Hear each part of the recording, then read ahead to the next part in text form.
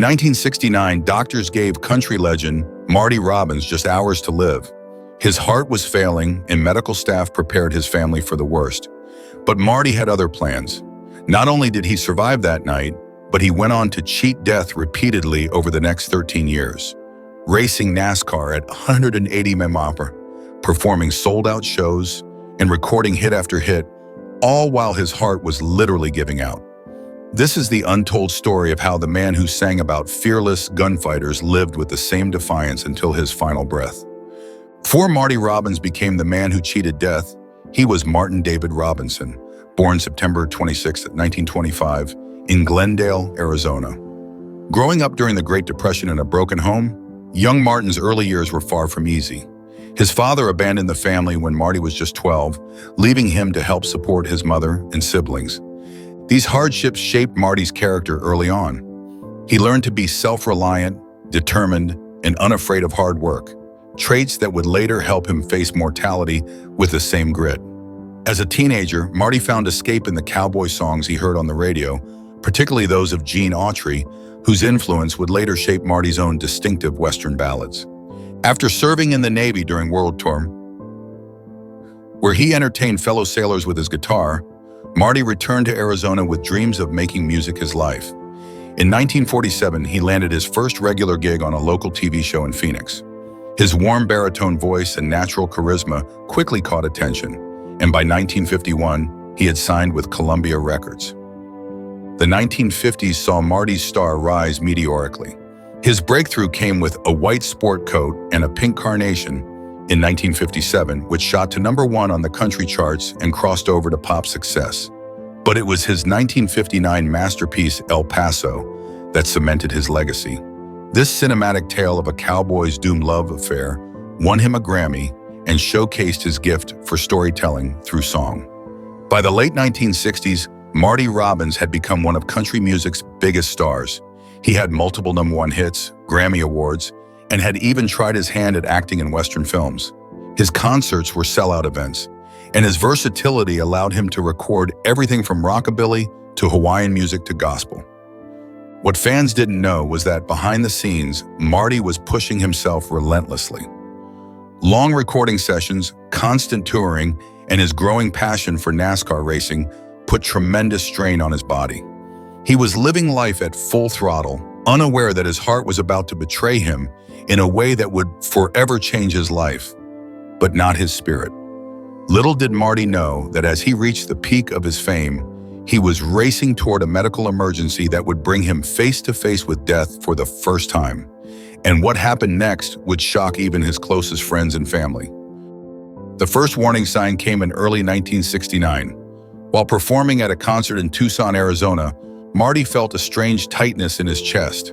He brushed it off as exhaustion from his grueling schedule. But the discomfort persisted in the following weeks, becoming impossible to ignore. On January 27, 1969, while in the middle of a recording session in Nashville, the pain became unbearable. Marty collapsed in the studio. The 43-year-old star was rushed to St. Thomas Hospital, where doctors delivered the grim diagnosis. Marty was suffering a massive heart attack. His coronary arteries were severely blocked, and his heart muscle was dying. In 1969, heart medicine was nowhere near as advanced as it is today. The sophisticated procedures we now take for granted, stents, angioplasty, minimally invasive surgeries, simply didn't exist. For a patient with Marty's condition, the prognosis was bleak. Doctors gave him little chance of surviving the night and prepared his wife, Marizona, for the worst. As Marty lay unconscious, hooked to primitive monitoring equipment, the country music world held its breath. News of his condition spread quickly through Nashville, and fellow stars like Johnny Cash and Waylon Jennings kept vigil at the hospital. Radio stations across America played Marty's hits as a tribute, many believing they were honoring a man who had already passed. But something remarkable happened. Against all medical expectations, Marty's condition stabilized. After 3 days in critical condition, he regained consciousness. The doctors were stunned. One cardiologist later remarked that Marty's survival was nothing short of miraculous, given the severity of the attack. Recovery was slow and painful. Marty spent 6 weeks in the hospital, undergoing what was then considered cutting-edge treatment. Doctors were blunt about his future. He needed to drastically change his lifestyle. No more strenuous performances, no more late nights in the recording studio, and absolutely no more race car driving, a passion Marty had recently developed. Most patients would have heeded this advice, grateful for a second chance at life. But Marty Robbins wasn't most patients. As he lay in his hospital bed, he wasn't planning his retirement. He was planning his comeback. When a nurse asked him what he was thinking about during those long recovery days, Marty reportedly smiled and said, "I'm thinking about how fast I can get back on stage and how fast I can get back on the racetrack." His doctors were horrified when Marty announced just weeks after being discharged that he intended to resume his full touring schedule. When they warned him that such stress could trigger another, potentially fatal heart attack, Marty's response became legendary in Nashville. "We all gotta die of something. At least I'll go doing what I love." This first brush with death didn't slow Marty down. It seemed to accelerate him. As if racing against a clock only he could hear, Marty was about to enter the most daring phase of his life, one where he would push the boundaries of his damaged heart in ways that would astonish the medical community and worry everyone who cared about him. October 1981, Marty had just finished a typically energetic performance at the Thunderbird Hotel in Bloomington, Minnesota. At 56 years old, he showed no signs of slowing down. The audience had no idea that the man who had just held them spellbound was operating on a heart that was barely functioning. As he walked off stage to thunderous applause, Marty suddenly clutched his chest and collapsed. His road manager immediately recognized the signs. Within minutes, paramedics were performing CPR as Marty was loaded into an ambulance. At Methodist Hospital in St. Louis Park, the diagnosis was grim. Marty had suffered another massive heart attack, even more severe than the first. For several minutes, he had been clinically dead. The only option was immediate triple bypass surgery, a relatively new and high-risk procedure in 1981. The surgery lasted over 6 hours, with complications arising due to the extensive damage from both heart attacks. When the lead surgeon emerged from the operating room, he delivered news that stunned Marty's family. Against all odds, the operation had been successful. However, the doctor was quick to temper their relief with stark reality. Without a complete lifestyle change, he won't survive another year. The recommended lifestyle change was essentially retirement. No more performing, no more recording sessions, and absolutely no more racing. For the first time, even Marty seemed to accept that his mortality couldn't be outrun forever. For about 2 weeks anyway. To the astonishment of his medical team, Marty began planning his return to the stage while still in the hospital recovery room. The confrontation that followed has become part of country music folklore. Dr. Harold Urschel, his cardiac surgeon, reportedly told Marty in no uncertain terms, "Mr. Robbins, if you return to performing or racing, you are committing suicide as surely as if you put a gun to your head." Marty listened politely, thanked the doctor for saving his life, and then responded, "Doc, I appreciate your concern, but I'd rather live 6 months doing what I love than 6 years sitting in a rocking chair, waiting to die." True to his word, within 6 weeks of his triple bypass surgery, Marty Robbins was back on stage. But even as he defied his doctor's orders, Marty's body was sending signals that couldn't be ignored. Death was circling closer, and even Marty knew it. Yet what he did next would cement his legend as the country star who refused to die on anyone's terms but his own. If Marty's return to performing after his second heart attack surprised his doctors, what happened in December 1981 left them completely dumbfounded. Just 2 months after his triple bypass surgery, Marty was scheduled to perform at the Grand Ole Opry, country music's most hallowed stage, in a place where he had been a regular performer for decades. The day before the performance, Marty began experiencing chest pains again. Reluctantly, he checked himself into a Nashville hospital where tests confirmed what doctors feared. Complications from his recent surgery were causing dangerous irregularities in his heartbeat. His cardiologist admitted him immediately, insisting he remain under observation for at least several days. For most patients, this would have meant canceling any upcoming commitments. But Marty Robbins wasn't most patients. When he realized that staying in the hospital meant missing his Opry performance, he made an extraordinary decision. Against explicit medical advice and without telling his doctors, Marty disconnected his own monitoring equipment, got dressed, and simply walked out of the hospital. His nurse discovered the empty bed just minutes after he'd left. Frantic calls were made to his home and to his manager, but Marty was already en route to the Ryman Auditorium, the Opry's historic venue. By the time his doctors realized what had happened, Marty was already backstage, preparing to perform. That night, Marty delivered a performance that has become legendary in Opry history. Those in attendance recall that he showed no signs of being a man who had cheated death just hours earlier. He performed his hits with characteristic energy, including the physically demanding El Paso, with its complex vocal patterns that challenged even healthy singers. Only after taking his final bow did Marty reveal to his fellow performers what he had done. Ernest Tubb, the country legend, who was also performing that night, later recalled, "When Marty told me he'd walked out of the hospital to be there, I thought he was joking. Then I saw the hospital bracelet still on his wrist. That's when I knew Marty wasn't just singing about cowboys. He had the same kind of courage himself." After the show, instead of returning to the hospital as his friends urged, Marty went home. The next morning, he called his cardiologist to apologize for leaving without permission.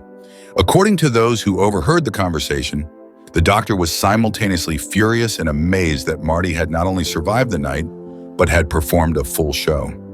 This incident perfectly encapsulated Marty's philosophy about his heart condition.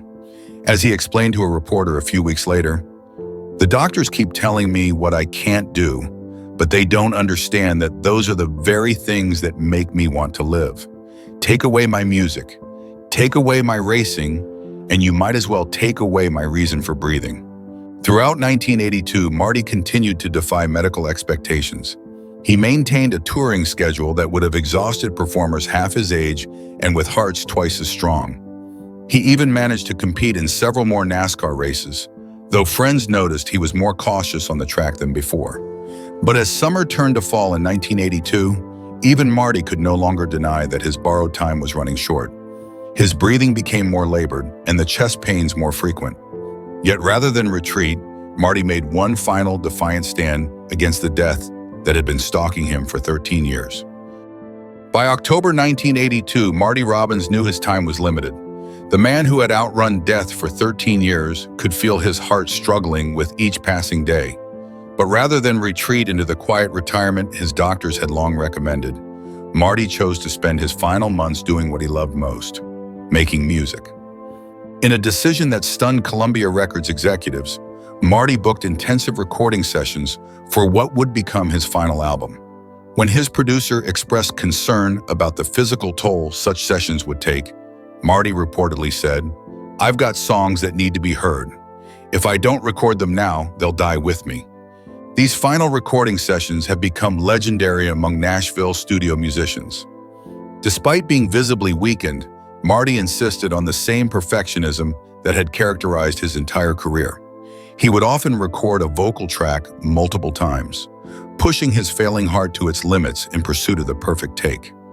He knew he was dying, recalled Bobby Sykes, a session guitarist who worked on these final recordings. "We all knew it, but in the studio, he was still Marty Robbins, demanding, passionate, and completely committed to the music. The only concession to his condition was an oxygen tank kept discreetly in the corner, which he occasionally used between takes." The resulting album, Come Back to Me, contains some of Marty's most poignant work. Songs like Honky Tonk Man seem to reflect his awareness of his own mortality, while still celebrating the life he had lived on his own terms. The album was completed just weeks before his death, with Marty approving the final mixes from his hospital bed. On December 2, 1982, Marty suffered his third and final heart attack while in Nashville. He was rushed to St. Thomas Hospital, the same facility where he had survived his first heart attack 13 years earlier. This time, even Marty's remarkable will couldn't overcome the extensive damage to his heart. For 6 days, he drifted in and out of consciousness as his family maintained a vigil by his bedside. Friends from the country music world came to pay their respects, many believing this would be their final goodbye. But true to form, Marty rallied one last time. regaining enough strength to speak with his wife and children. According to his daughter Janet, Marty's last coherent words reflected the philosophy that had guided his final years. "I've had a good run. Wouldn't have done a single thing differently." On December 8, 1982, Marty Robbins passed away at the age of 57. The official cause of death was cardiac arrest, the same condition that should have claimed him 13 years earlier. In the end, death hadn't defeated Marty Robbins. It had simply, finally caught up with him. News of his passing sent shockwaves through the country music world. The Grand Ole Opry, where Marty had been a member since 1953, held a special tribute performance. Fellow artists like Willie Nelson, Johnny Cash, and Dolly Parton spoke of Marty's influence not just as a musician, but as someone who embodied the independent spirit of country music. Perhaps most telling were the tributes from the NASCAR community. Richard Petty, the racing legend who had competed against Marty numerous times, summed it up best. "Most folks don't know this, but Marty was as good behind the wheel as he was behind a microphone. In both places, he had more heart than anybody I ever met, in every sense of the word." Marty's funeral was held at the First Baptist Church in Nashville, with thousands of fans lining the streets outside. In a fitting tribute to his dual passions, his casket was carried by a combination of country music stars and NASCAR drivers. He was laid to rest at Woodlawn Memorial Park in Nashville, his headstone bearing the simple inscription, "Marty Robbins, singer, songwriter, racer," the three identities he had refused to surrender, even when his life depended on it. Marty Robbins' story is more than just a tale of a country music star who died too young. It's a profound lesson about living life on your own terms, even when faced with the ultimate limitation, a failing heart. In the 13 years between his first heart attack and his death, Marty didn't just survive, he thrived, creating some of his best music and experiencing some of his greatest racing achievements.